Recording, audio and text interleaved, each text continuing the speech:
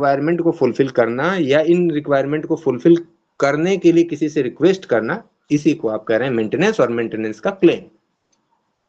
फिर हमने कहा कि मेंटेनेंस कौन क्लेम कर सकता है, तो मेंटेनेंस वही व्यक्ति क्लेम कर सकता है जिसके पास अपने पास सफिशिएंट मींस ना हो अपना मेंटेन खुद का करने के लिए, और जिससे क्लेम किया जा रहा है उसके पास भी सफिशिएंट मींस होना चाहिए। लेकिन ये हर हाल में आवश्यक नहीं है, क्योंकि कोर्ट ने डिसाइड किया बहुत से मामलों में बार बार कि जो भी पर्सन फिजिकली और मेंटली अर्निंग करने के लिए कैपेबल है, यानी अगर इसको बिल्कुल कॉमन लैंग्वेज में कहा जाए तो मेरा हाथ पैर शरीर सही है और मेंटली मैं सही हूँ यानी साउंड माइंड हूँ, तो मेरे ऊपर ये लाइबिलिटी है कि मैं अपने बच्चों, अपनी वाइफ, अपने एज्ड पेरेंट की देखभाल करूं, उनको मेंटेन करूं। मैं कहाँ से लाता हूँ, कैसे लाता हूँ, ये मेरी अपनी प्रॉब्लम है, उनकी प्रॉब्लम नहीं है। मेरे पास नहीं है तो मैं मना कर दूं, यानी न होने के बिहाफ पे मैं किसी को मेंटेनेंस देने से मना नहीं कर सकता। केवल मेरे पास क्या होना चाहिए, फिजिकली और मेंटली मैं कैपेबल हूँ। अब फिर इसके बाद चूंकि ये रिलीजियस बैकग्राउंड पे भी यही बात है, इवन मनु ने कहा कि आपको 100 गलत काम भी करने पड़ते हैं तो भी आपकी लायबिलिटी है कि आप अपने नीचे वालों को मेंटेन करें, और नीचे वालों का मतलब जो आपके अंडर में है, जो आपके ऊपर निर्भर हैं, यानी वही एज्ड मदर फादर या इनकेपेबल है मदर फादर किसी वजह से, तो वो आपके चिल्ड्रेन और आपकी वाइफ। और स्पेशल एक बात यहाँ पे ये ध्यान रखनी है कि Hindu adoption and maintenance act में और जैसा कि मैंने कहा बीएनएसएस में, डीवी एक्ट में, यहाँ हस्बैंड लायबल है अपने वाइफ को मेंटेन करने के लिए, वाइफ से मेंटेनेंस वो क्लेम नहीं कर सकता।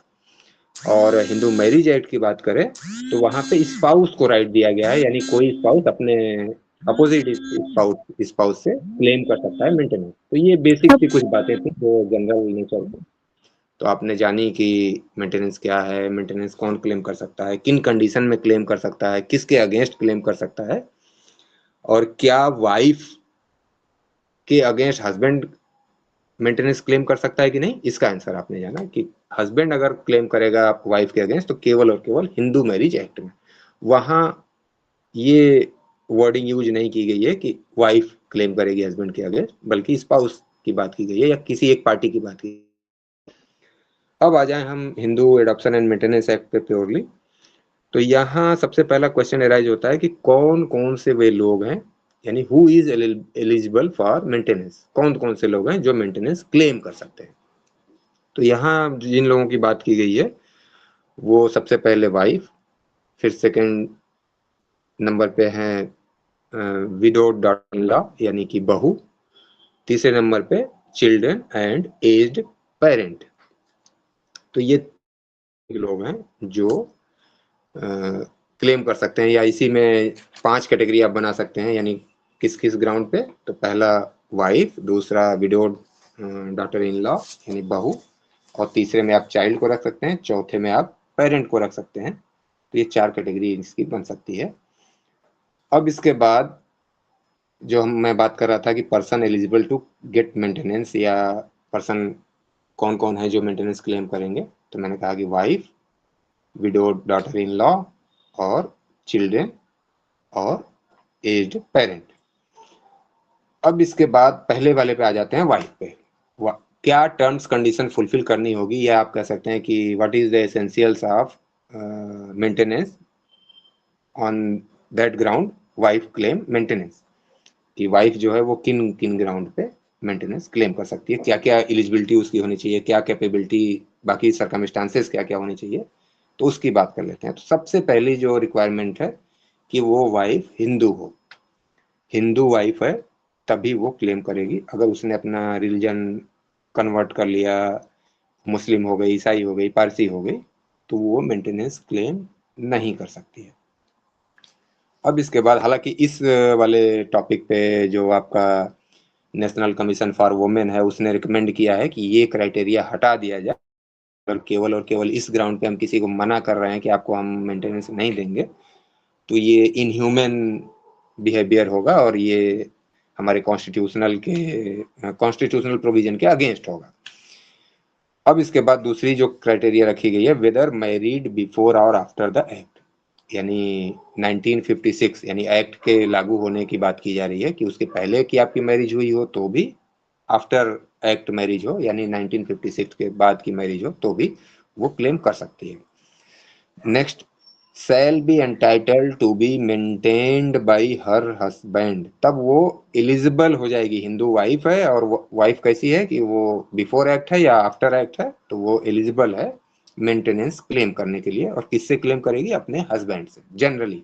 जनरली वो अपने हस्बैंड से क्लेम करती है। और जैसा कि मैंने कहा कि विडो डॉटर इन लॉ की भी एक कैटेगरी बनाई गई, तो उस पर चर्चा करेंगे हम लोग कैसे और क्यों।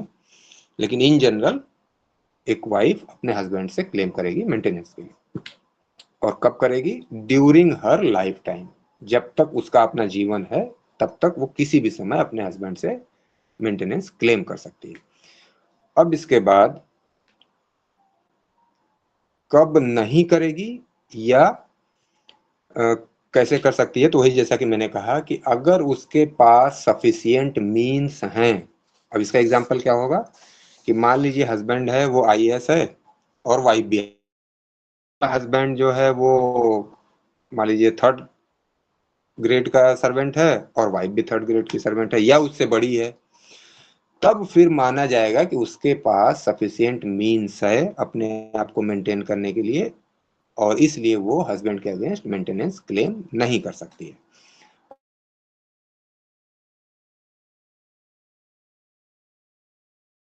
और वर्सेस सागर सेट्टी नाम से, ये 2019 का केस है। और यहाँ पे सुप्रीम कोर्ट ने वाइफ को मेंटेनेंस देने से या अवार्ड करने से मना कर दिया था, डिक्लाइन कर दिया। और लेकिन उसकी डॉटर को यानी लड़की को मेंटेनेंस देने को अलाउ किया। यानी हस्बैंड जो है, यानी लायबिलिटी क्या बनी? हस्बैंड अपनी वाइफ को मेंटेनेंस देने के लिए लायबल नहीं है क्योंकि वाइफ के पास सफिशिएंट सैलरी थी अपने आप को मेंटेन करने के लिए।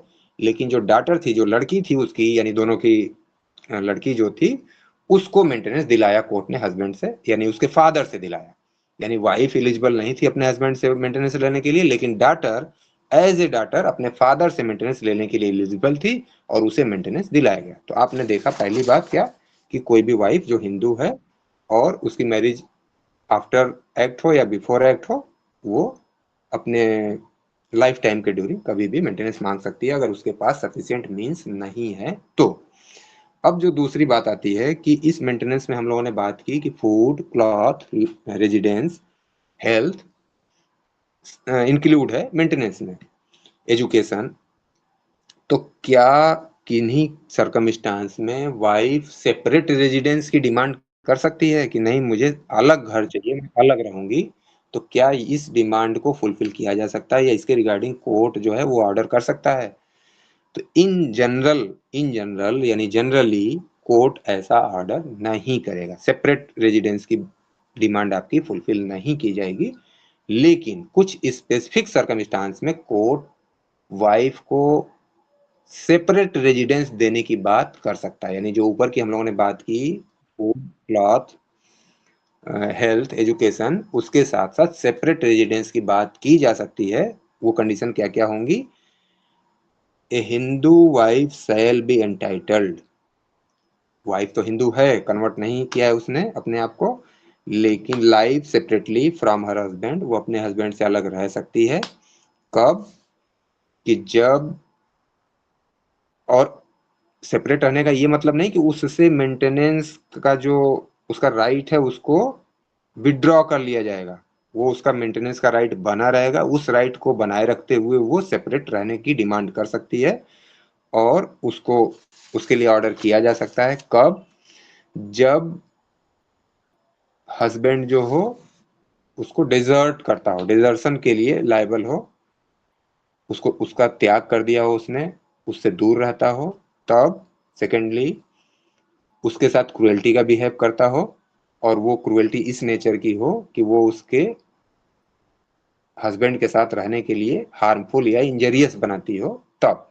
यानी वो क्रुएल्टी इस नेचर की हो कि हस्बैंड के साथ रहने में उसकी इंजरी हो सकती है या उसके लिए हार्मफुल हो सकता है। Next, if he has any other wife living, यानी आज की डेट में अगर 1955 के एक्ट के बाद की बात की जाए तो यहाँ इस एक्ट के बाद कोई भी पर्सन दूसरी शादी नहीं कर सकता, लेकिन बिफोर एक्ट उसने हस्बैंड ने दूसरी शादी की हुई थी, तो उस वाइफ के साथ वो रहता है, तब दूसरी वाइफ अलग रेजिडेंस की डिमांड कर सकती है और उस डिमांड को फुलफिल किया जा सकता है। नेक्स्ट। सर एक बार रिपीट कर दीजिएगा सर, लेट कनेक्ट किया मैंने, मुझे पता ही नहीं था 7:15 था। अच्छा, हालांकि मैंने मैसेज डाला था आप लोगों को, चलिए कोई बात नहीं है। तो थोड़ा सा खोल जी। मैं ये कह रहा था कि हम लोगों ने पीछे जो टॉपिक खत्म कर लिए, उसके अलावा आज का जो हम लोगों का नया टॉपिक स्टार्ट हो रहा है मेंटेनेंस का। तो मैंने ओके। बात की कि मेंटेनेंस कौन कौन क्लेम कर सकता है और किन किन ग्राउंड पे। तो मेंटेनेंस क्लेम करने वाले लोगों की जो लिस्ट है उसमें 4 लोग शामिल किए गए हैं: wife, window, daughter in law, children and aged parent. यानी जो आपके वृद्ध माता पिता हैं या असमर्थ माता पिता हैं, ये 4 लोग आपसे मेंटेनेंस क्लेम कर सकते हैं। और फिर हमने बात की कि किन कंडीशन में क्लेम किया जा सकता है। तो जब उन लोगों के पास, जिन इन 4 लोगों की कैटेगरी बताई गई, इन 4 लोगों के पास अपने पास सफिशिएंट मींस नहीं है। और सफिशिएंट मींस का मतलब, मान लीजिए आपके फादर हैं, उनके नाम पे जो बिल्डिंग है उसका रेंट उनके पास खुद ही 1 लाख रुपए आता है, और जो उनका बेटा है जिसके अगेंस्ट वो क्लेम कर रहे हैं, उसके पास केवल 50,000 रुपए की सैलरी आती है। तो वो अपने बेटे से किस रूप में, किस ग्राउंड पे क्लेम करेंगे? तो कहने का मतलब यही है कि जिसके पास सफिशिएंट मींस है वो क्लेम नहीं कर सकता है, जिसके पास सफिशिएंट मींस नहीं होगा वो क्लेम करेगा। तो फिर जो पहली कैटेगरी का डिमांड करने वाला व्यक्ति है उसकी हम लोग चर्चा कर रहे हैं, वाइफ। तो वाइफ, कौन सी वाइफ किस रूप में होगी? तो वो हिंदू वाइफ होनी चाहिए, यानी उसने किसी दूसरे रिलीजन में अपने को कन्वर्ट ना किया हो, और चाहे वो एक्ट के पहले की वाइफ हो या एक्ट के बाद की। एक्ट का मतलब 1956 के एक्ट के पहले की या बाद की, या 1955 के एक्ट के पहले की या बाद की।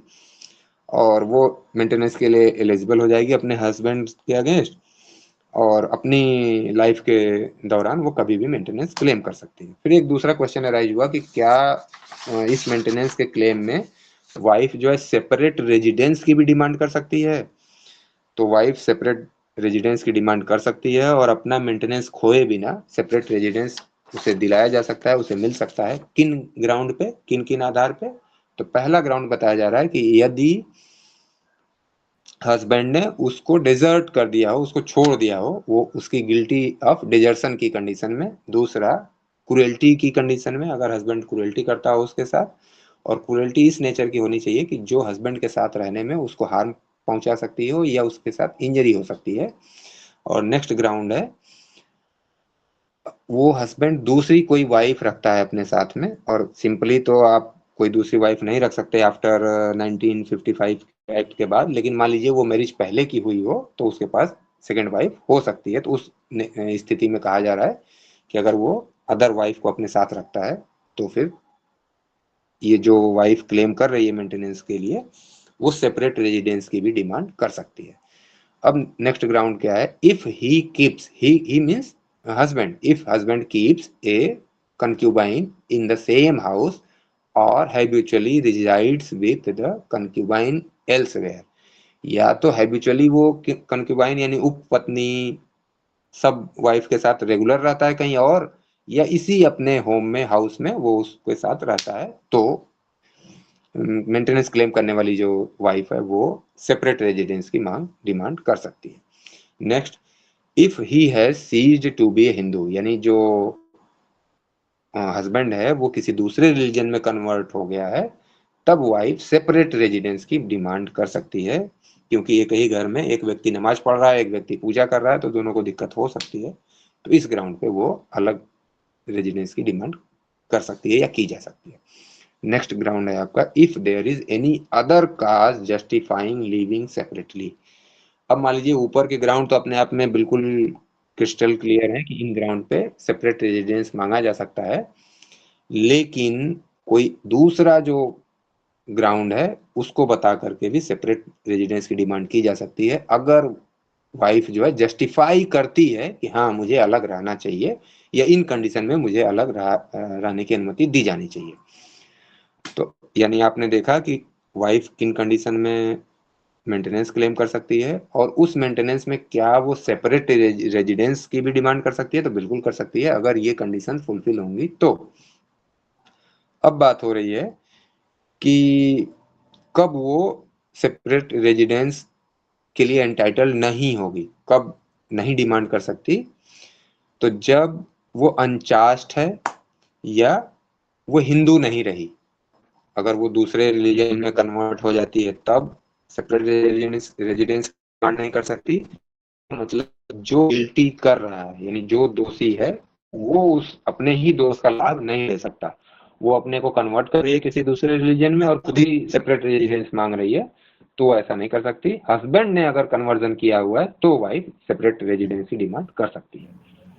अब जी इसके सर, बाद जो एक पॉइंट है सर इसमें, जब वो रिलीजन चेंज कर लेगी तो वो एलिजिबल ही नहीं रहेगी, तो सेपरेट का तो जब पॉइंट ही नहीं आएगा, मेंटेनेंस के लिए एलिजिबल ही नहीं रहेगी वो। मैं वही बात आपसे कह रहा हूं कि मैंने तो वो बात तो सबसे पहले ही खत्म कर दिया था कि नेशनल कमीशन फॉर वुमेन ने क्या कहा था कि इस ग्राउंड को समाप्त किया जाए, लेकिन अभी ऐसा उनकी रिकमेंडेशन है ये। हाँ, वो तो लेकिन अगर रिकमेंडेशन है रिलीजन ना, चेंज, इसलिए ये पॉइंट तो नल एंड वाइड हो गया ना, ये तो जरूरत ही नहीं है डिस्कस करने की जब वो एलिजिबल ही नहीं मेंटेन। आपको जो बातें यहाँ बताई गई हैं, ग्राउंड, 2 ग्राउंड बताए गए हैं कि उन ग्राउंड पे वो सेपरेट रेजिडेंस की डिमांड नहीं कर सकती है, तो वो पॉइंट आपको बताने पड़ेंगे ना कि इन पॉइंट पे वो डिमांड नहीं कर सकती है। अब वो वहां से जोड़ करके ये नल एंड वाइड हो गया, वो अलग सब्जेक्ट मैटर है। लेकिन यहाँ जो सब्जेक्ट मैटर है, आपको जब आप लिखेंगे, आंसर राइटिंग कर रहे होंगे, तो जो आपका एग्जामिनर होगा वो तो यही समझेगा ना कि आपने 2 पॉइंट में से 1 पॉइंट लिखा है, 1 पॉइंट आपने नहीं लिखा, तो वहां तो आपको बताना है।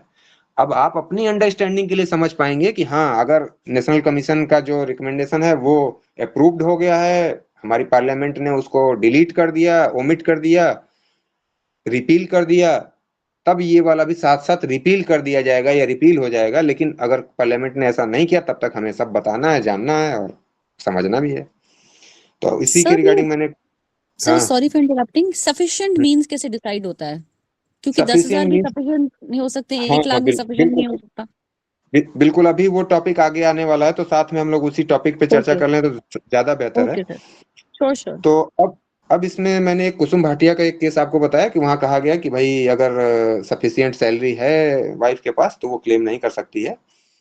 लेकिन फिर दूसरे केस में Rajnesh versus Neha and others में, ये 2020 का केस है, यानी दोनों रिसेंट केस हैं आपके, यानी कुसुम भाटिया वाला 2019 का केस है और रजनेश वर्सेस नेहा का केस 2020 का केस है। और ये मेंटेनेंस को लेकर के बहुत ही वास्ट केस है और इसमें कोर्ट ने मेंटेनेंस से रिलेटेड सारे एस्पेक्ट की चर्चा की है। तो ये यानी ये वेरी वेरी इंपॉर्टेंट केस है मेंटेनेंस को लेकर के। तो इस केस में कोर्ट ने क्या कहा कि जिसके पास सफिशिएंट मींस नहीं है, वो कोई व्यक्ति हो सकता है, किसी एक्ट में जाकर के वो मेंटेनेंस मांग सकता है, और जिसके अगेंस्ट डिमांड की गई है वो व्यक्ति, यानी हम हस्बैंड की बात करें यहाँ, तो हस्बैंड इस ग्राउंड पे रिफ्यूज नहीं कर सकता है मेंटेनेंस देने से कि उसके पास सफिशिएंट मींस नहीं है। जैसा कि मैंने पहले ही कहा कि जिस व्यक्ति से मेंटेनेंस क्लेम किया जा रहा है उसकी ये लाइबिलिटी है, पर्सनल लाइबिलिटी है कि वो कैसे देगा, कहां से लाएगा, अगर वो मेंटली और फिजिकली एबल है, कैपेबल है तो।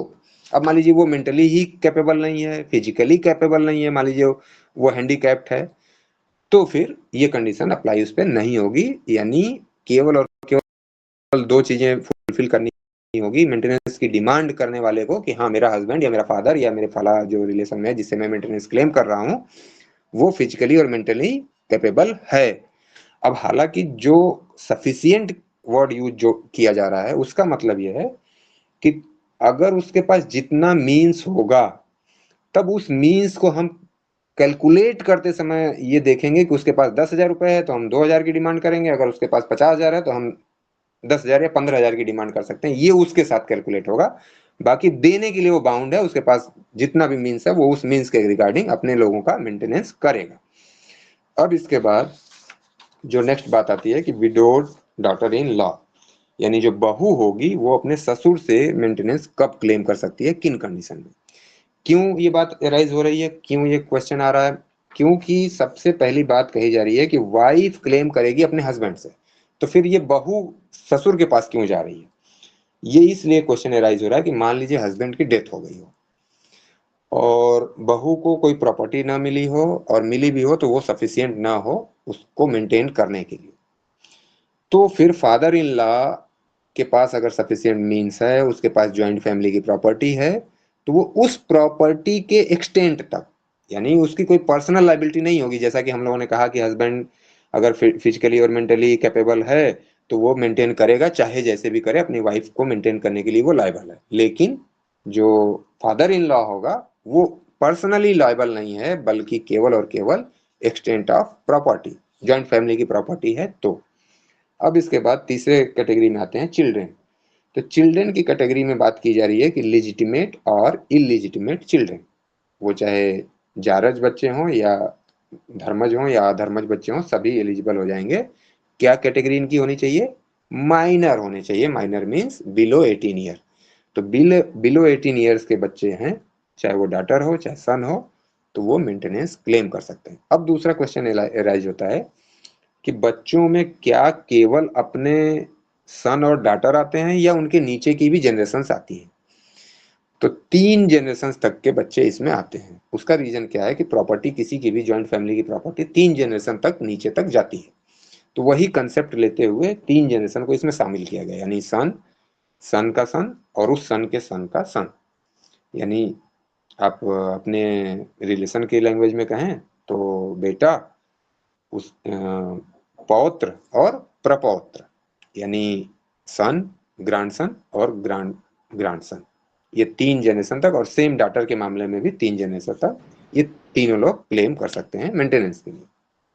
अब इसके बाद एज्ड और इनफर्म पेरेंट, यानी या तो वो वृद्ध माता पिता हो जिनकी एज ऐसी हो कि वो अपने आप को स्वयं को मेंटेन न कर पा रहे हो, या फिर वो इनफॉर्म हो किसी वजह से, फिजिकली मेंटली वो इनफॉर्म है, तो भी वो मेंटेनेंस क्लेम कर सकते हैं अपने बच्चों से।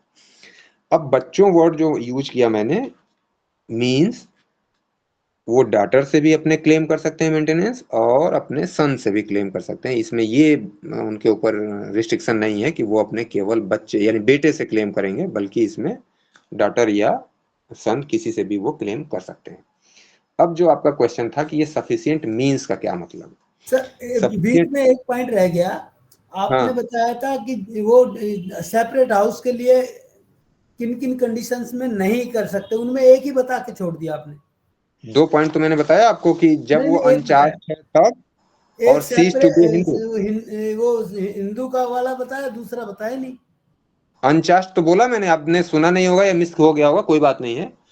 अनचास्ट है वो, यानी सतीत्व का पालन नहीं करती है, अपने हस्बैंड के प्रति वफादार नहीं है, तो उस कंडीशन में, या फिर वो हिंदू नहीं रही, यानी मुस्लिम, ईसाई, क्रिश्चियन, ठीक कुछ है भी सर, अपना कन्वर्जन कर लिया उसने, तो ठीक है। अब इसके बाद बात कर रहे हैं हम लोग कि सफिशिएंट मींस का क्या मतलब होगा और ये सफिशिएंसी किस ग्राउंड पे कैसे चेक की जाएगी।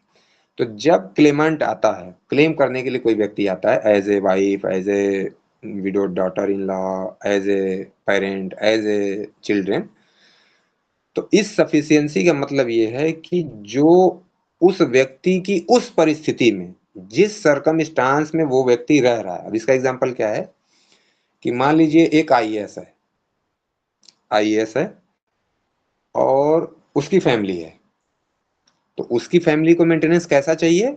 तो उसकी अपनी सर्कमस्टांस में देखा जाएगा कि सफिशिएंट मींस है कि नहीं है। अब इसको आप थोड़ा सा कैलकुलेट करें और प्रैक्टिकल एस्पेक्ट में, तो मान लीजिए आईएएस को पेमेंट सैलरी मिलती है 2 लाख रुपए, और उसकी फैमिली में कौन कौन है? एक वाइफ है, 2 बच्चे हैं, मान लीजिए अभी पेरेंट उसके नहीं है, तो 4 लोग हैं, तो 4 लोगों को अगर आप डिवाइड करें तो 50-50 रुपए। हालांकि एक कैलकुलेशन ये भी चलता है कि जो गार्जियन है उसके पास और दूसरी बहुत सी लाइबिलिटीज होती हैं, तो उसको कुछ और भी एक्स्ट्रा दिया जाता है, मेंटेनेंस, उसको एक्स्ट्रा पोर्शन दिया जाता है। लेकिन हम लोग अभी उन सब चीजों की चर्चा ना करें, सिर्फ सफिशिएंसी को देखें। तो मान लीजिए मैंने बात की कि एक आईएएस है, उसको 2 लाख रुपए सैलरी मिलती है और फैमिली में 4 लोग हैं, तो मान लिया जाएगा 50-50 हजार रुपए सभी का शेयर होता है मेंटेनेंस के लिए। और दूसरी एक फैमिली है जो मान लीजिए 4th क्लास में कहीं पे अपॉइंट है, उसको मान लीजिए सैलरी मिलती है 20,000 रुपए, तो उस 20,000 में मान लीजिए वहां भी 4 लोग हैं फैमिली मेंबर, तो वहां मान लिया जाएगा कि 5,000 रुपए उनका शेयर है अपना। अब सफिशिएंसी चेक कैसे होगी कि उन सर्कमस्टांस में जो आईएएस की फैमिली, आईएएस की स्टेटस है, उनकी जो अपनी जीने की जो लाइफ स्टाइल है उस रिगार्डिंग सफिशिएंट मीन्स है कि नहीं, और जो 4th क्लास वाला व्यक्ति है उसकी अपनी सरकमस्टांस में उसके स्टेटस के रिगार्डिंग सफिशिएंट मीन्स है कि नहीं। इसका मतलब ये हुआ कि अभी मैंने कहा कि 50,000 रुपये शेयर है उसके आईएएस की फैमिली मेंबर का, तो अगर उसकी फैमिली में मान लीजिए वाइफ है और वाइफ के पास एक बिल्डिंग है और उस बिल्डिंग से उसके पास ऑलरेडी 70,000 रुपये रेंट आता है, तो अब उसका शेयर अपने उस हस्बैंड की सैलरी में होता 50,000 रुपये और ऑलरेडी उसके पास 70,000 रुपये आ रहे हैं, या मान लीजिए 1 लाख रुपए आ रहा है रेंट का, तो फिर मान लिया जाएगा कि उसके पास सफिशिएंट मीन्स है, वो अपना भरण पोषण आसानी से कर सकती है। अब दूसरी केस में आ जाइए, जैसा कि मैंने कहा कि 4th क्लास की फैमिली है, उसका एक मेंबर है, उसको 5,000 रुपये उसकी सैलरी से मिलता दिलाया जाता कोर्ट से, लेकिन उस मेंबर के पास एक बिल्डिंग है, एक हाउस है जिससे उसके पास 10,000 रुपये रेंट आता है, तो अपनी उसकी सरकमस्टांस में उसके स्टेटस के हिसाब से उसकी जो लिविंग स्टाइल है उसके हिसाब से 10,000 रुपये उसके मेंटेनेंस के लिए सफिशिएंट माना जाएगा उसके अपने उसकी सरकमस्टांस में।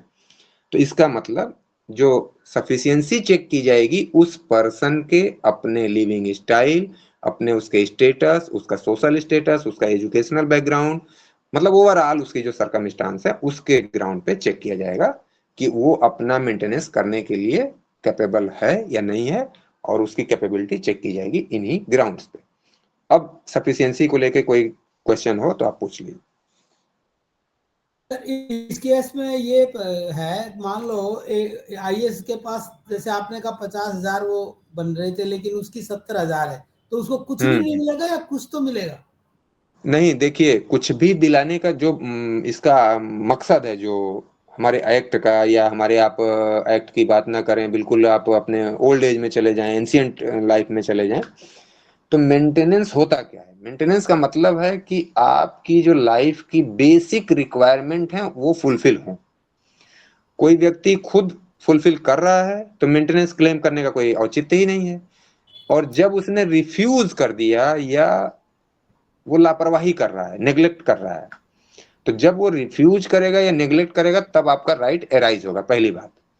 और किस बात के रिगार्डिंग? कि वही food, cloth, residence, health, education, और डॉक्टर के मामले में मैंने कहा कि मैरिज।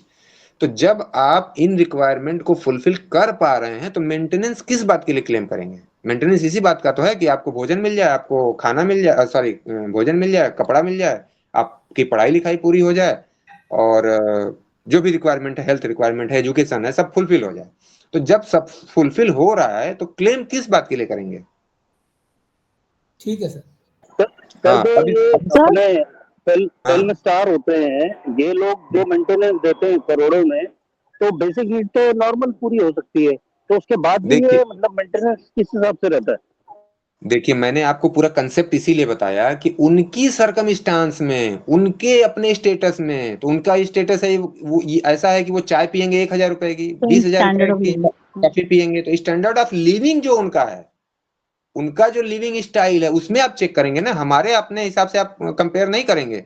तो इसीलिए यही रीजन है कि आपके एक्ट में क्वांटम ऑफ मेंटेनेंस को डिसाइड नहीं किया गया है। पहले डिसाइड भी किया गया था कहीं कहीं किसी एक्ट में, लेकिन उसको रिपील कर दिया गया। अब मजिस्ट्रेट को ये डिस्क्रिप्शन दे दिया गया कि वो क्वांटम ऑफ मेंटेनेंस जो है डिसाइड करेगा पार्टीज की सरकमस्टांस को देखते हुए। अब आ जाइए दूसरे क्वेश्चन पे। एक क्वेश्चन तो आप लोगों ने पूछा कि सफिशिएंसी कैसे चेक की जाएगी, सफिशिएंसी का मतलब क्या है? तो सफिशिएंसी दो तरह। सर ये पूछना था कि इसमें मेंटेनेंस के अलावा कोई क्षतिपूर्ति का भी एलिमेंट होता है क्या? कि मेंटेनेंस तो हो रही है लेकिन उसको जो डिस्टरबेंस हुआ अलग रह रही है, इस वजह से भी उसको एक मुश्त अमाउंट मिले, वो पूरा अलग एक एस्पेक्ट है, उस पे हम लोगों को अभी जाना ही नहीं है, बिल्कुल नहीं जाना है। लास्ट में अगर कुछ ऐसा आएगा तो चर्चा किया जाएगा, अभी वो बिल्कुल हम लोगों के टॉपिक से अलग मैटर है। अभी सिर्फ बात ये हो रही है कि कोई व्यक्ति अपने आप को भोजन नहीं दे पा रहा है, कपड़ा पहन नहीं पा रहा है, उसके रहने के लिए छत नहीं है, एजुकेशन नहीं उसकी पूरी हो पा रही है, हेल्थ रिक्वायरमेंट पूरी नहीं हो पा रही है, तो वो क्लेम करेगा। तो अभी हम लोग इसी पे पहले बात कर लेते हैं। तो मैं सफिशिएंसी की बात कर रहा था, तो सफिशिएंसी दो तरह से आपको चेक करनी है। सर कोई मैक्सिमम अमाउंट है जो अर्निंग का अर्निंग है पर मंथ, और उसका मैक्सिमम अमाउंट कितना दे सकते हैं? मैं जब ये क्वेश्चन आ गया सामने आपके, या ये आंसर आ गया, सॉल्यूशन आ गया कि ये उस पर्सन के अपने सर्कमस्टांस के हिसाब से देखा जाना है। उसी पे मैं चर्चा ही करने जा रहा हूँ, आप सुनिए तो आपको आपका आंसर क्लियर हो जाएगा। सर मैं एक चीज बताता हूँ सर। जो हमारा डिपार्टमेंट है डिफेंस में क्या करते हैं कि जो पेमेंट है ओनली बेसिक एंड डीए, उसमें जो अलाउंसेस है वो अलग है, लेकिन जो उसमें 27% मैक्सिमम एक लेडीज को दिया जाता है maintenance, 27% of basic plus DA. देखिए मेरी और आप अगर मेरी आप उसके लोगों से हम्बल रिक्वेस्ट है, पहले आप मेरी बात सुन लीजिए। मेरी हम्बल रिक्वेस्ट है कि आप लोग अपने पर्सनल एस्पेक्ट को बीच लेक्चर के बीच में ना लाया करें। लास्ट में पूछें, आप जितना पूछें, मुझे कोई उसमें मतलब ऑब्जेक्शन नहीं है और ना ही किसी को होगा, लेकिन जब टॉपिक पूरा हो जाए तब, क्योंकि जब आप भटके नहीं, नहीं सर, वो जो मतलब इसी से इशू है, है। आपको लग रहा है कि आपके लिए इंपॉर्टेंट है, लेकिन मैं जब ओवरऑल कंसेप्ट आपको बता रहा हूँ कि उस पर अब वही बताने ही जा रहा हूँ, तो आप उसी में इंटरफेयर करेंगे और आप कहेंगे ये पर्सनल एस्पेक्ट नहीं है। आपका जो एस्पेक्ट है वो प्योरली पर्सनल है। ठीक है सर। मैं जो बात करने जा रहा हूँ उसको सुनिए तो बात आपके समझ में आ जाएगी मैं क्या कहना चाह रहा हूँ। सर स्टार्ट करो आप, प्लीज बताइए। अब जैसे देखिए, जैसे मैंने कहा कि जिस व्यक्ति को लेना है, जो क्लेमेंट है, जो क्लेम कर रहा है, उसकी सफिशिएंसी को हमने देखने की बात की, तो ठीक उसी तरह से हम सफिशिएंट मींस है देने वाले के पास कि नहीं, अब उसकी चर्चा करते हैं और दोनों को मिला के देखते हैं कि जो क्वांटम ऑफ मेंटेनेंस की बात आप लोग कर रहे हैं कि पेमेंट के रिगार्डिंग बिजनेस अर्निंग है, रेंट से उसके पास अर्निंग है, एग्रीकल्चरल अर्निंग्स है, किसी तरह की अर्निंग हो, हम लोगों को अर्निंग के उसमें नेचर में नहीं जाना है। जैसा कि आप लोगों ने कहा कि सैलरी है, तो वो कुछ किसी भी तरह की अर्निंग्स हो, मसला सिर्फ यहाँ है कि अर्निंग हो। अब इसके बाद हम बात करने जा रहे हैं क्वांटम ऑफ मेंटेनेंस। तो क्वांटम ऑफ मेंटेनेंस की जब बात होगी तो उसमें दो तरह से इस मैटर को डिसाइड किया जाएगा। वो दो क्राइटेरिया क्या होगी? एक तो देने वाले की इनकम। अब वो इनकम कैसे आ रही है ये महत्वपूर्ण नहीं है, ये महत्वपूर्ण है कि उसके पास इनकम कितनी है। अब मान लीजिए मेरे पास 10 रुपए इनकम है और मुझे कोर्ट ने डिसाइड कर दिया कि आपको देना है 10,000 रुपए या 100 रुपए या 100 रुपए। मेरी इनकम है 10 रुपए और कोर्ट डिसाइड कर रहा है कि 100 रुपए आपको देना है, तो मैं कैसे लाऊंगा, कैसे दूंगा? पहला तो क्वेश्चन ये हो गया। और जैसी मेरी इनकम होगी उसी तरह की मेरी लिविंग स्टाइल होगी या स्टैंडर्ड ऑफ लाइफ होगी आप कह सकते हैं, या मेरा रहन सहन होगा, मेरी सर्कमस्टांस होगी, और मेरी फैमिली भी उसी रहन सहन में रह रही होगी। तो यानी दोनों की जो लाइफ स्टाइल है या स्टैंडर्ड ऑफ लाइफ है वो सेम होगी। तो उसी सर्कमस्टांस में दोनों क्लेम करने वाला भी एडजस्ट होगा और जिससे क्लेम किया जा रहा है वो भी एडजस्ट होगा। ये बात हो गई। अब इसके बाद बात होती है कि मान लीजिए उसके पास अर्निंग तो नहीं है, लेकिन वो राजा रजवाड़ा घर का है, करंट इनकम नहीं है उसके पास, लेकिन प्रॉपर्टी बहुत है। तो कुल मिला के, और उनका रहन सहन बहुत ऊंचा है।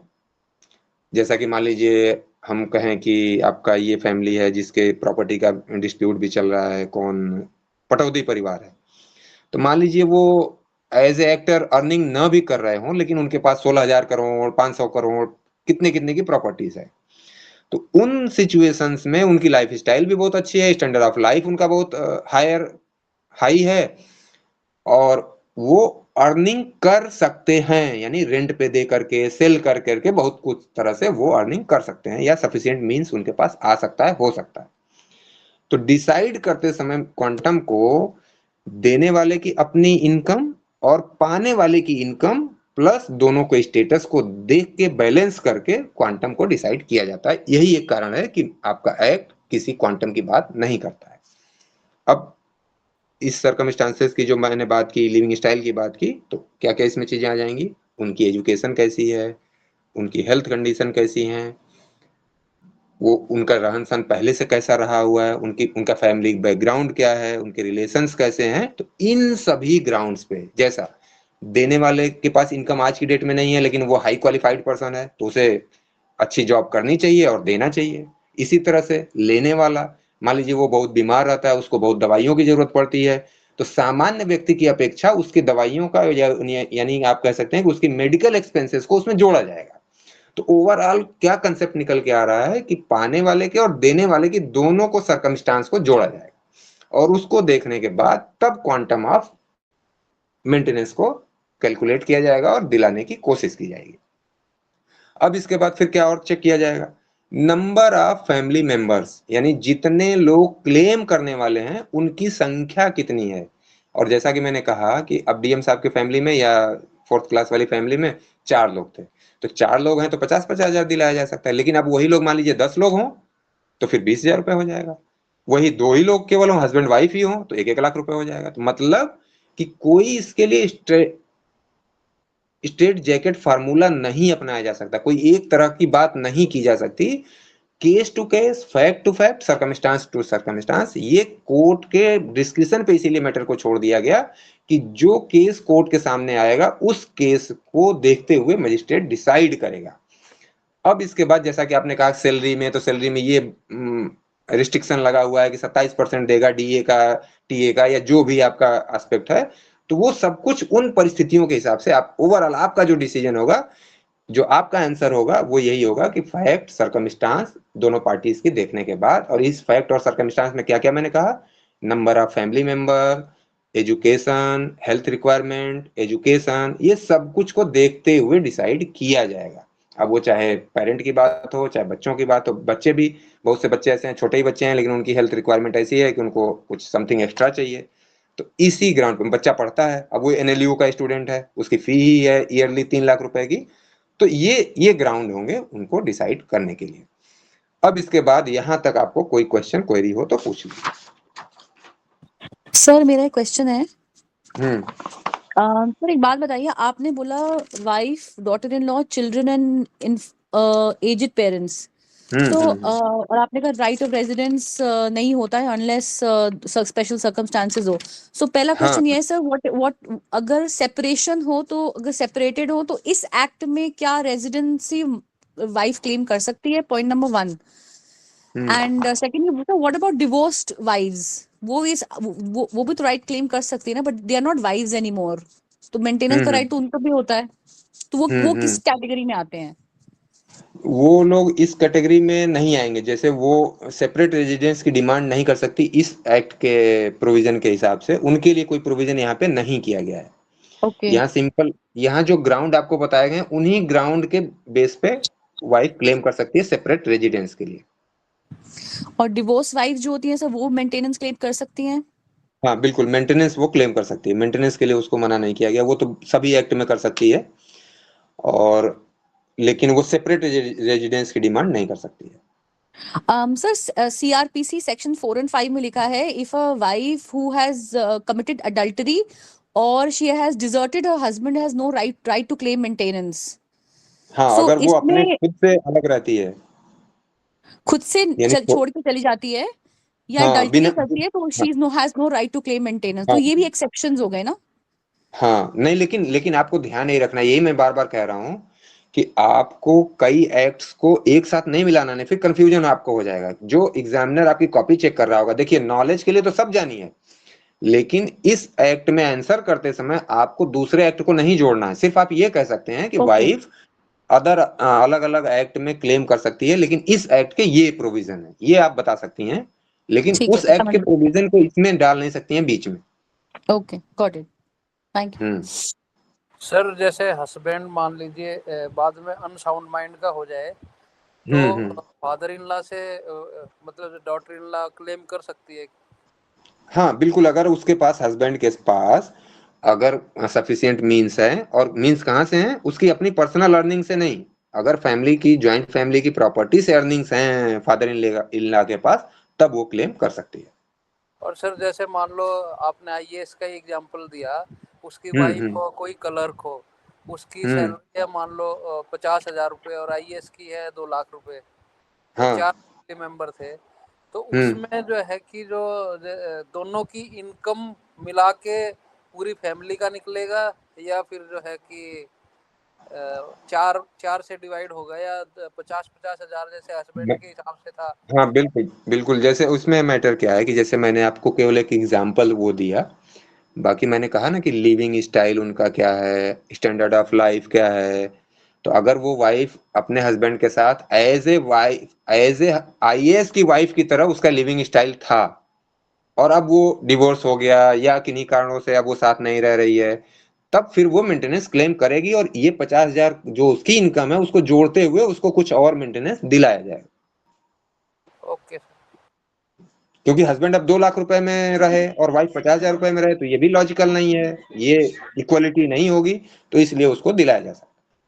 इसको सर जस्टिफाई भी करना पड़ेगा। 50-50 का वो हाँ, जस्टिफाई तो आपको करना ही पड़ेगा किसी बात को। लॉ में कुछ भी आप आर्बिट्रेरली तो नहीं कर सकते ना, आपको जस्टिफाई हर बात को करना पड़ेगा। इसीलिए कोर्ट डिसीजन के बाद इस एग्जांपल में हम डालें कि जो IAS ऑफिसर है उसके 2 लाख सैलरी है, बट उसके ऊपर पेरेंट्स की बीमारी या बाकी चीजों की लायबिलिटी कंपैरेटिव है, तो वहाँ वो वाइफ का रिजेक्शन भी हो सकता है ना मेंटेनेंस। अब देखिए इस तरह के क्वेश्चन जो है वो कैसे सॉल्व होंगे कि मान लीजिए कि अभी जैसे मैंने कहा कि नंबर ऑफ क्लेमेंट, कितने लोग दावेदार हैं, तो मान लीजिए उसके पास एक माता पिता भी हैं, उसके पास 2 बच्चे भी हैं और जो उसके माता पिता हैं उनका कैंसर का ट्रीटमेंट चल रहा हो, तो पता चल रहा है कि उसी में 1 लाख रुपए पर मंथ खर्च हो रहा है उनके ट्रीटमेंट में, तब फिर वाइफ को मेंटेनेंस नहीं दिलाया जा सकता। यानी जो कुछ भी होगा वो रेशनल तरीके से ही हो सकता है।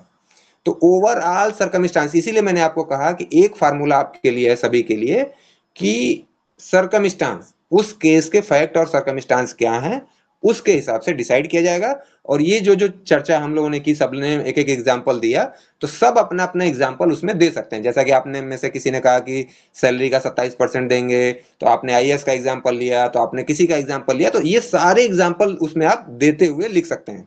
जरूरी नहीं कि आप केस लॉ ही लिखें, आप अपना बनाया हुआ एग्जांपल भी इस तरह से लिख सकते हैं कि एक IAS है, उसके पास 2 लाख रुपए इनकम है, लेकिन उसके माता पिता उसके ऊपर निर्भर हैं और उसके मदर को कैंसर के ट्रीटमेंट के लिए per month 1 lakh rupees expense होते हैं, तो फिर वो अपनी वाइफ को फिर अलग से नहीं दे सकता। उसके बच्चे जो है NLU में पढ़ते हैं, उनको पर मंथ 1 लाख रुपए उसको देना पड़ता है, तो फिर अब उसके पास बचा ही नहीं कुछ, तो वो वाइफ को क्या देगा, बल्कि वाइफ से ही कुछ उल्टा उसको लेना चाहिए या मिलना चाहिए।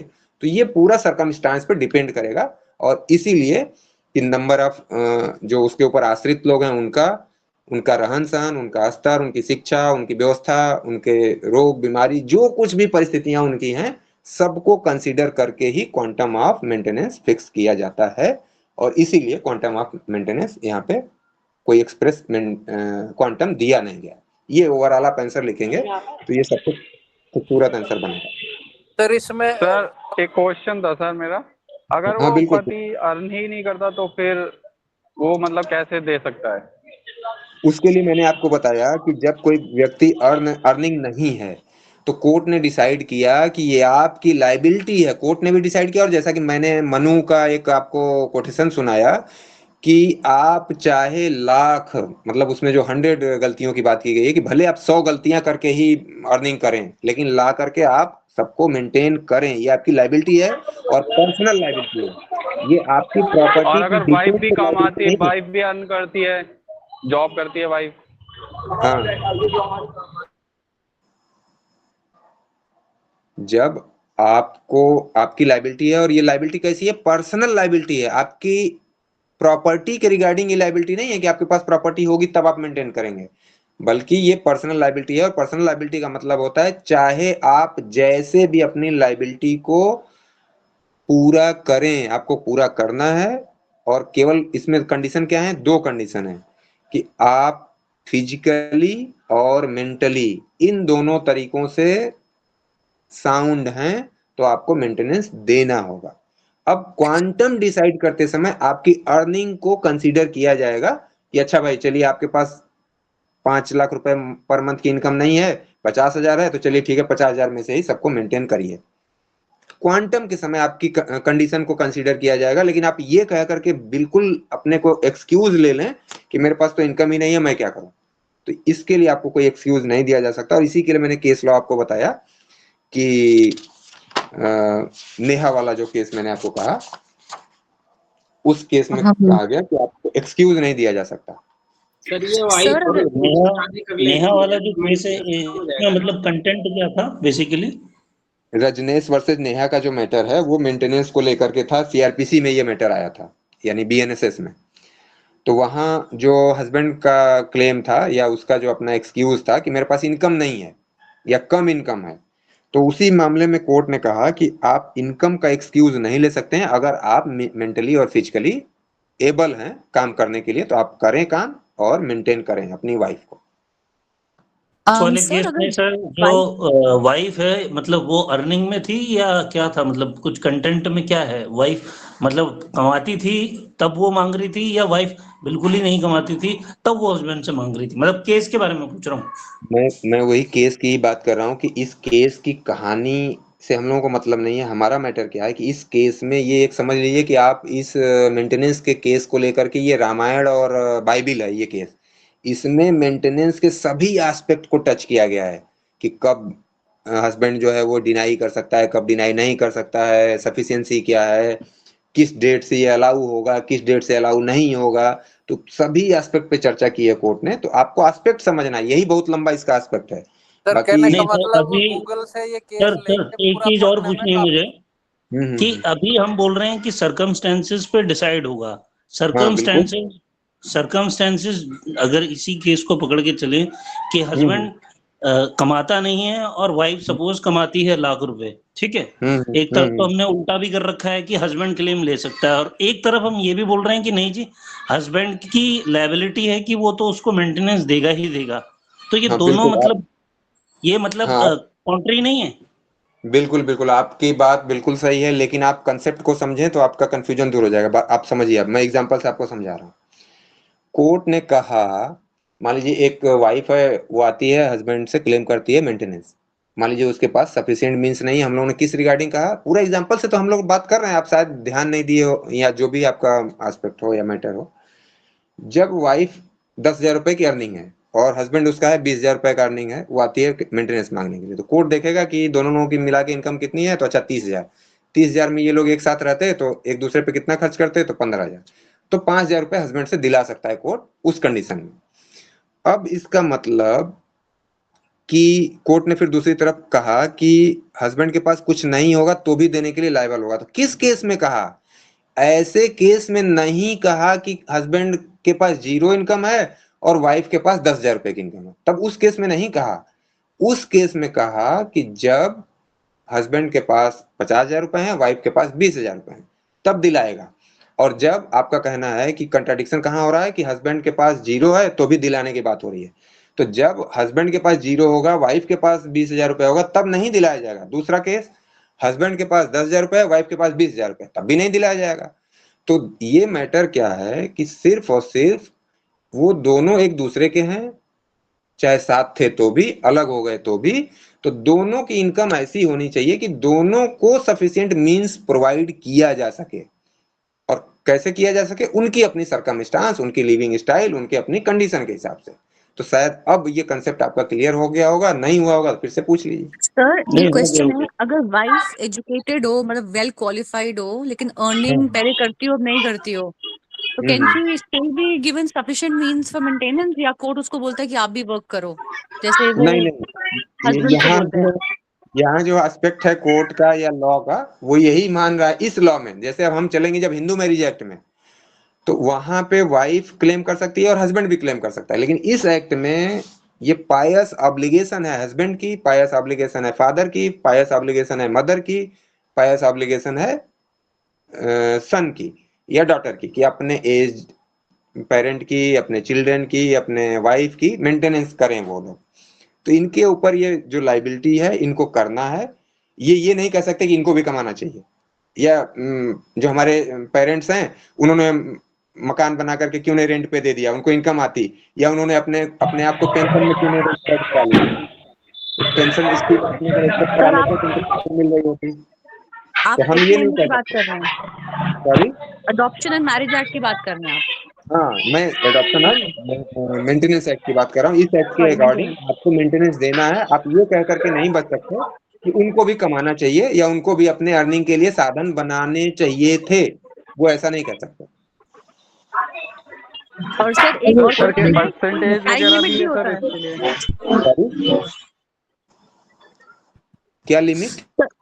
तो कोई टाइम लिमिट भी होता है? लेट्स से कोई सेपरेटेड हो या कोई डिवोर्स्ड हो या सेपरेटेड हो फॉर एग्जांपल, तो टाइम लिमिट भी होता है कि आप कब मेंटेनेंस मांग सकते हो?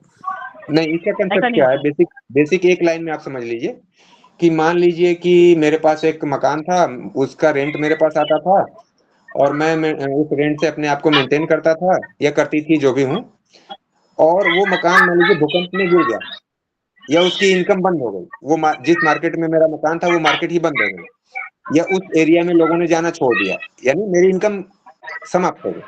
तो जब मेरे पास सफिशिएंट मींस नहीं है अपने आप को मेंटेन करने के लिए, तब मैं डिमांड कर सकता हूँ। ये बात नहीं है कि मेरे पास पहले था तो अब मैंने नहीं मांगा तो अब क्यों मांग रहा हूँ या अब नहीं मांग सकता। यानी जब मेंटेनेंस का मतलब ही क्या है कि मुझे भोजन वस्त्र नहीं मिल पा रहा, जब नहीं मेरे पास होगा मैं मांग लूंगा, और जब मुझे मिल पा रहा होगा मैं नहीं मांगूंगा। बिल्कुल सिंपल सी बात है, इसमें कोई लॉजिक दूसरा नहीं, ज्यादा लॉजिक लगाना है। एंड सर इसमें सर परसेंटेज वगैरह ऐसा कुछ नहीं है कि नहीं अगर नहीं, ऐसा हस्बैंड कोई वाइफ? परसेंटेज नहीं है, बस सिर्फ मैटर यही है कि आप जो जिसके पास सफिशिएंट है वो इनसफिशिएंट वाले को देगा। सिंपल सा आपको लॉजिक लगाना है, ज्यादा उसमें लॉजिक लगाने की कोई आवश्यकता ही नहीं। तो ये जज डिसाइड करेगा कि कितना देना है? सॉरी सर मतलब ये जज डिसाइड करेगा कि कितना देना है? बस बस बस, अभी जैसा किसी ने कहा कि वो 27% का कोई रूल है, तो मान लीजिए किसी केस में वो रूल हो, लेकिन आपको या हमको जो कॉमन सेंस लगानी है अपनी, या जो एक्ट हमारा कह रहा है, वो वहां हम लोगों को परसेंटेज में नहीं जाना। परसेंटेज का मैटर क्या है कि वो किसी पर्टिकुलर एरिया की बात होती है, और हमें किसी पर्टिकुलर एरिया को आंसर नहीं करना है। हमारा एस्पेक्ट क्या है, एक व्यक्ति के पास सफिशिएंट मींस है और दूसरे के पास नहीं है, तो वो क्लेम करेगा। सर जैसे आपने इसमें बताया ना परसेंटेज मेंटेनेंस नहीं दो हो सकता। तरीके की भी होते हैं। जैसे हेलो हाँ बताइए, किस तरह से आप सर, उन दो तरीका जानते हैं? टेम्परली भी होता है जो जज मतलब टेम्परली हाँ, मतलब बांध देती है ऐसा जब कुछ? जब हिंदू मैरिज एक्ट में हम बात करते हैं तो वहां दो तरह के मेंटेनेंस की बात की गई है, लेकिन हम लोग चूंकि हिंदू मैरिज एक्ट में नहीं है, लेकिन फिर भी जान लीजिए कि दो तरह के मेंटेनेंस का मतलब ये है कि मान लीजिए मैं कोर्ट के पास आया, और जिसका भी किसी का माइक ऑन हो वो ऑफ कर लीजिए, बाकी लोगों को डिस्टर्ब हो रहा होगा। तो मैं मान लीजिए कोर्ट के पास आया मेंटेनेंस मांगने के लिए, मैं आया या आई मीन्स आप उसको मेंटेन कर लीजिएगा और उसमें कंफ्यूज नहीं होइएगा। तो मैं आया मेंटेनेंस मांगने के लिए, तो अभी हो सकता है कि ये केस चले 2 साल, ये केस चले हो सकता है 4 साल मेंटेनेंस डिसाइड होने में, और मेरे पास इतना भी मीन्स नहीं है कि मैं अपने उस सूट को, उस पिटीशन को कंटिन्यू कर सकूं। तो कोर्ट जो है उस पिटीशन को कंटिन्यू करने के खर्चे दिलाएगा, और उस समय जब तक कि अभी मेरा अपना सूट या फाइल या पिटीशन चल रहा होगा, तब तक के खर्चे को इंटरिम मेंटेनेंस के रूप में दिला सकता है। और जब कोर्ट ये केस सर डिसाइड ये कर देगा, हिंदू मैरिज एक्ट में अगर उसने फाइल किया होगा तब उसे इंटरिम मेंटेनेंस मिलेगा, या हालांकि सर वहां दोनों में मिल इंटरिम जाएगा? मेंटेनेंस सीआरपीसी वर्ड और यूज किया गया है, इस एक्ट में इंटरिम मेंटेनेंस वर्ड यूज नहीं किया गया है, लेकिन कोर्ट किसी भी समय आपको दिला सकता है, ये कोई इशू नहीं है, लेकिन ये वर्डिंग यूज की गई है वहीं पे।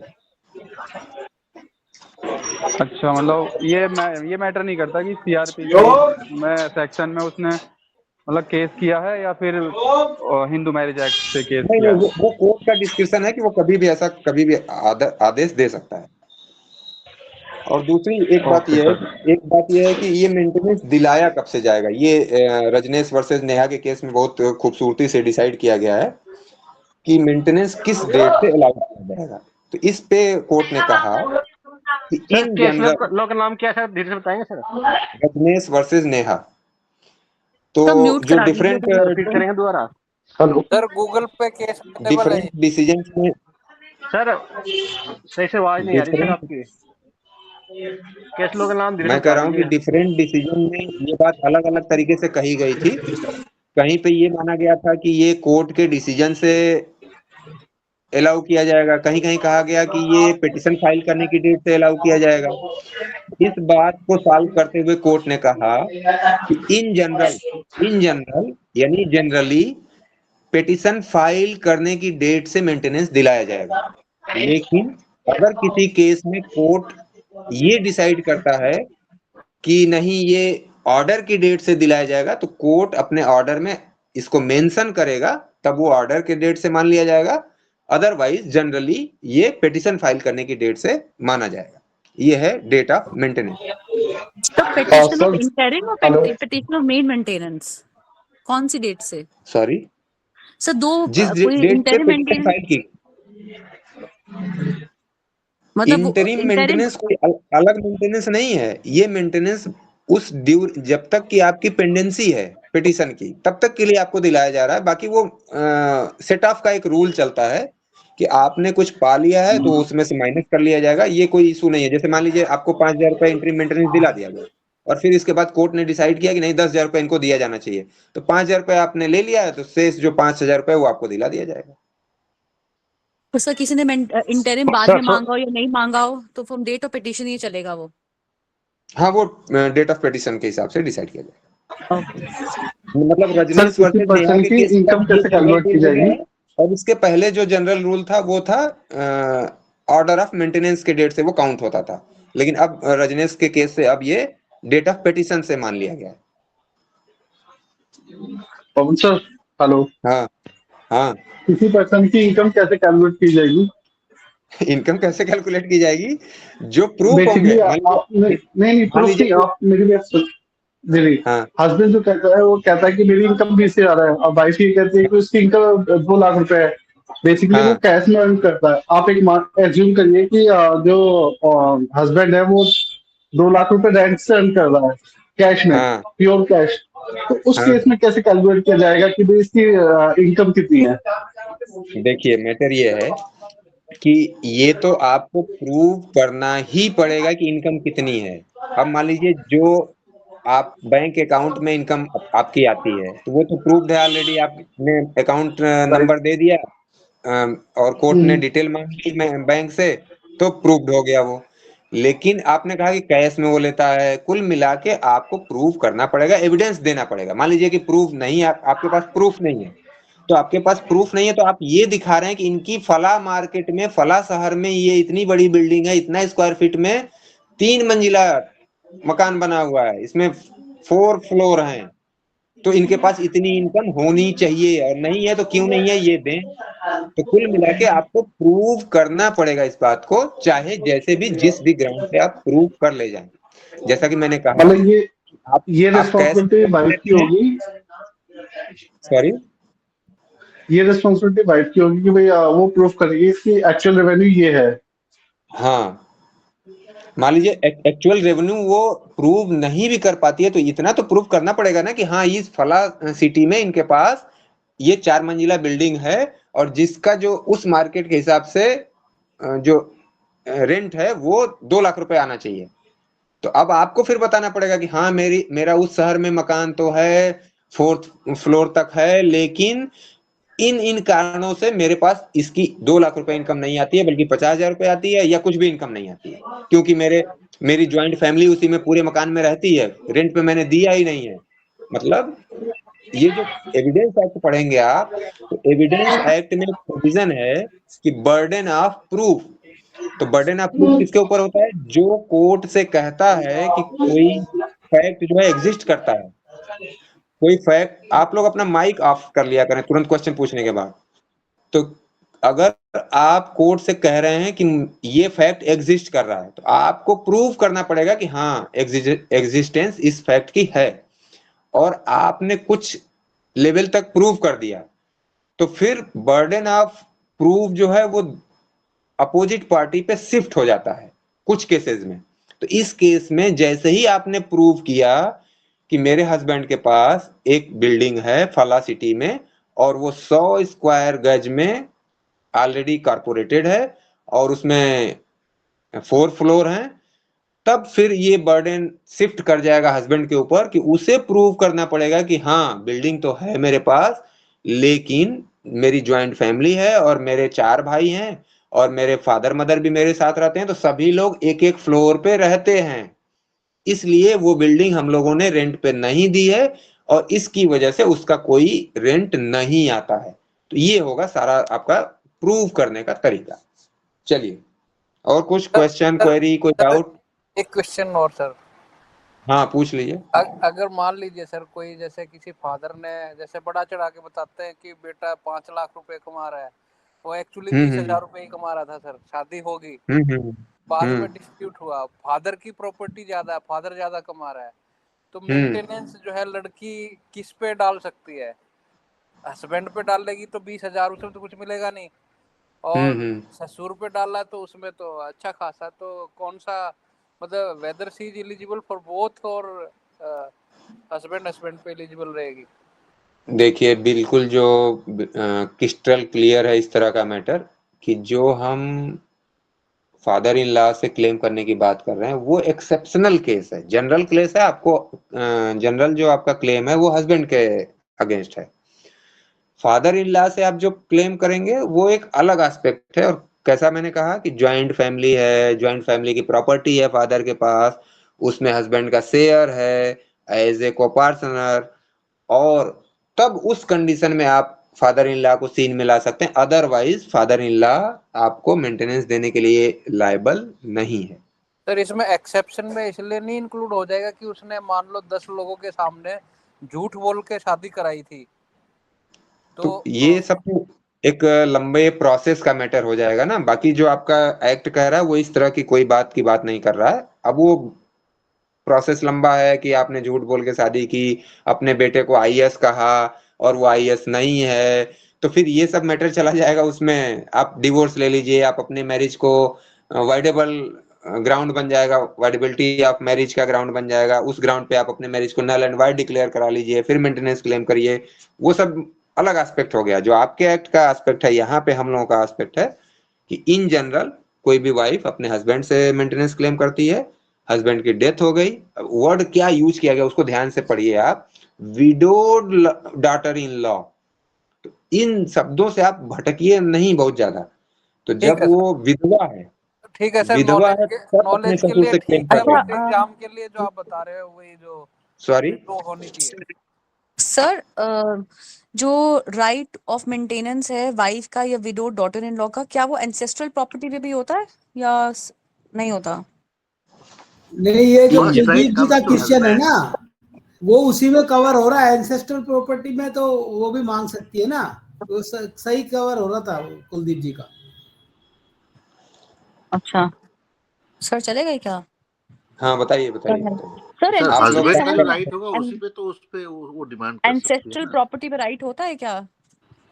यहाँ जब चूंकि हम लोग हिंदू मेंटेनेंस एक्ट में, तो यहाँ तो ज्वाइंट फैमिली है नो डाउट। अगर वो करता है, जैसा कि आप मैनेजर कहें, जब हम लोग सक्सेशन एक्ट पढ़ेंगे तब उससे ये पॉइंट आपका कोरिलेट हो गया कि जो जो करता होगा फैमिली का, जो एल्डर मेंबर ऑफ फैमिली होगा, जिसे आप गार्जियन कहते हैं, तो वो भी लायबल होता है अपनी फैमिली को मेंटेन करने के लिए। लेकिन यहाँ जो ये एक्ट बात कर रहा है, ये किसी कर्ता की बात नहीं कर रहा है, ये कोपर्सनरी प्रॉपर्टी की बात नहीं कर रहा है। यहाँ इस एक्ट में हम सेपरेट रिलेशन से डिमांड कर रहे हैं, ध्यान आपको ये रखना है। जब हम हिंदू सक्सेशन एक्ट पढ़ेंगे तो वहां कर्ता की लायबिलिटी होती है, यहाँ पे कर्ता जैसी कोई लायबिलिटी नहीं है। स्पष्ट रूप से क्रिस्टल क्लियर ये बात की जा रही है कि husband, father in law, son, daughter, तो फिर यहाँ कोई औचित्य ही नहीं है इस तरह के क्लेम की। नहीं सर, आप कहते हैं क्वांटम देखा जाता है, तो किसी के पास इनकम नहीं हो बट एंसेस्ट्रल प्रॉपर्टी बहुत है। हाँ, तो उसके पास अपनी प्रॉपर्टी की मैं बात कर रहा हूँ। मैं किसी रिलेशन की बात नहीं कर रहा था कि हाँ वो करता है तो लायबल हो गया। मैं यहाँ कह रहा था कि हस्बैंड के पास प्रॉपर्टी है लेकिन अगर उसकी करंट इनकम नहीं है। भी है सर, तो जो हस्बैंड है उसका जो शेयर है उसी पे तो राइट होगा, उससे ज्यादा तो नहीं होगा। मैं वही तो कह रहा हूँ कि ज्वाइंट प्रॉपर्टी का मतलब जो हस्बैंड की अपनी प्रॉपर्टी है उसके उससे वो लायबल है। ओके।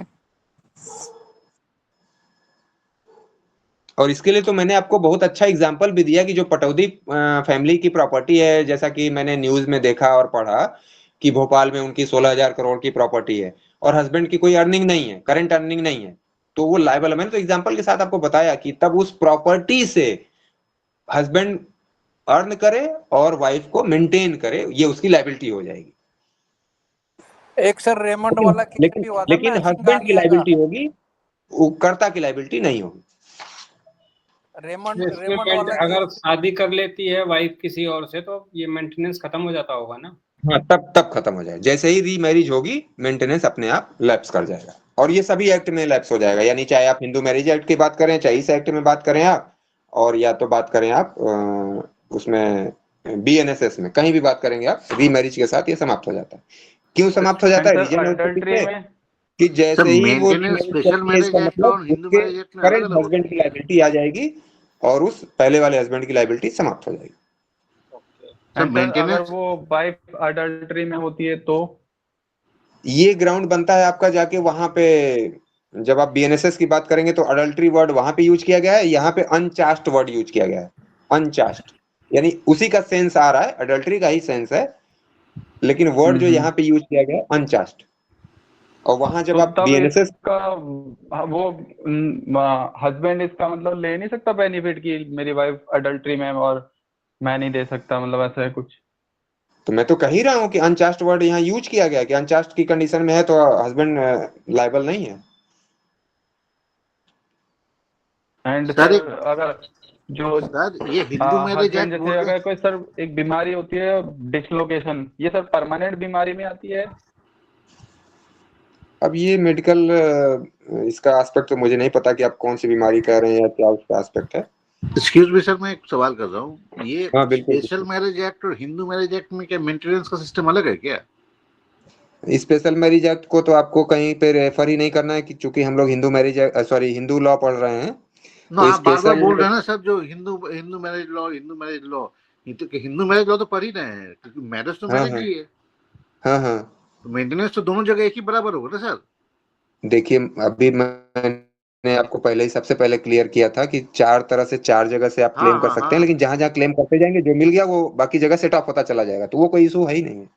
वो स्पेसिफाइड वे में हमें लिखना पड़ेगा क्या कि हिंदू मैरिज लॉ के लिए? नहीं, आपको ये सब इतना लिखना ही नहीं। मैंने तो आपको कंसेप्ट क्लियर करने के लिए बताया कि कई जगह से आप क्लेम कर सकते हैं, लेकिन आपको यहाँ पढ़ना है सिर्फ अपने इसी एक्ट के रिगार्डिंग। ओके। हाँ, जब भी आपको इस सेकंड सेमेस्टर में जब आपको मेंटेनेंस के रिगार्डिंग कुछ लिखना होगा तो आपको इसी मेंटेनेंस एक्ट वाली बातें लिखनी, बाकी एक्ट को रेफर नहीं करना। और किसी का कोई क्वेश्चन, क्वेरी? No sir. चलिए, good night, bye. Thank you sir, good night sir.